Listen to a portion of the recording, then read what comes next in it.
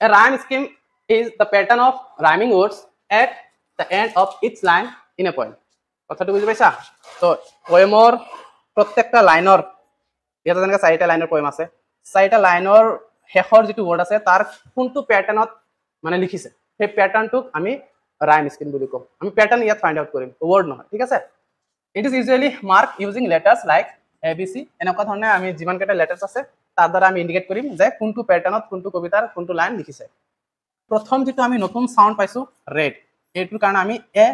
এটা লেটাৰ দি দিছো ঠিক আছে যে আমি ফাৰ্স্ট যেটো সাউন্ড তাক আমি এ বুলি কৈছো এইটো সাউন্ড পুনৰ যদি ৰিপিট হয় তেনহলে আমি আকৌ এ লিখিম আৰু যদি নতুন সাউন্ড কিবা এটা পাও তেনহলে তাৰ কাৰণে বি দিম আৰু নতুন পালে সি এনেকৈ আমি প্যাটাৰ্নত দি যাম ঠিক আছে তো ইয়াতে সেকেন্ড পাইছো ব্লু ইয়াৰ লগত মিলা নাই সেই কাৰণে ইয়াকে নতুন লেটাৰ দিছো তাৰ পিছত পাইছো সুইট এইটো কি ওপৰ দুটাৰ লগত মিলা নাই ইয়াক নতুন এটা লেটাৰ দিছো সি আকৌ ইউ ইউ কাৰ লগত মিলিছে ব্লু তো এইটো লগত মিলিছে কাৰণে ইয়াক আকৌ দিছো বি তো এইটো আৰু এইটো মিলিছে এই দুটা বেলেগ তো ইয়াতে কি প্যাটাৰ্নত লিখিছে প্ৰথম আমি এ পাইছো পিছত বি পালো আকৌ এ সি পাইছো আকৌ যাই কেনে বি পাইছো তো এই লাইন চাৰিটাৰ মাজত যে ৰাইমিং প্যাটাৰ্ন আছে ৰাইমিং স্কিম আছে ৰাইম স্কিম এইটো হল এ বি সি বি ঠিক আছে এনেকুৱা ইয়াতো তুমি দেখিবলৈ পাবা যে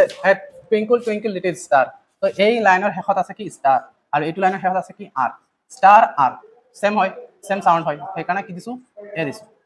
দুইটা কাৰণে সেম লেটাৰ আমি ইউজ কৰিছো সেকেন্ড পিছত কি পালো হাই স্কাই হাই আৰু স্কাই এই দুটা কি হয় same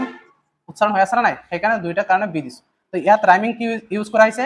A A B B কাৰণ আমি প্ৰথম যেটো সাউন্ড পাইছো তেনেকুৱা সাউন্ড আকৌ পাইছো সেইকাৰণে আকৌ সেম লেটাৰ ধৰিছো সেকেন্ড এটা সাউন্ড পাইছো নতুন ইয়াৰ কাৰণে বি আকৌ এই সাউন্ডৰ নিচিনা আকৌ এটা সাউন্ড পাইছো ৰাইমিং পাইছো ৰাইম ৱৰ্ড পাইছো সেইকাৰণে তাতো বি দিয়া হৈছে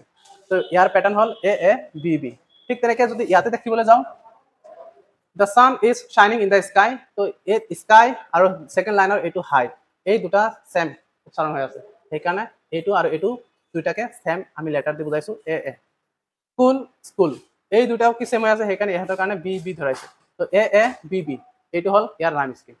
তো ৰাইম স্কিম আসলতে কাক কোৱা হৈছে যেটো ৰাইমিং প্যাটাৰ্ন আছে তাক ৰাইম স্কিম কৈছে ঠিক আছে তো আমি কবিতাবিলাক পঢ়ি কেনে তাৰ শেষৰ শব্দবিলাকৰ উচ্চাৰণ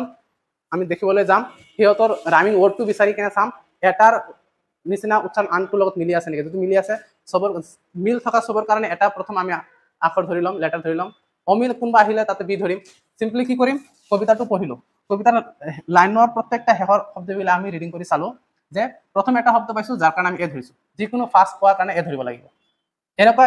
যেটো এটা শব্দ পাইছা যাৰ কাৰণে এ ধৰিছা তেনেকুৱা সাউন্ড থকা আন এটা শব্দ তুমি পাইছা তথাপি আৰু এ হ'ব আৰু এটা পাইছা সেম সাউন্ড তথাপি এ হ'ব নতুন এটা সাউন্ড পাইছা তেনেহলে বি হ'ব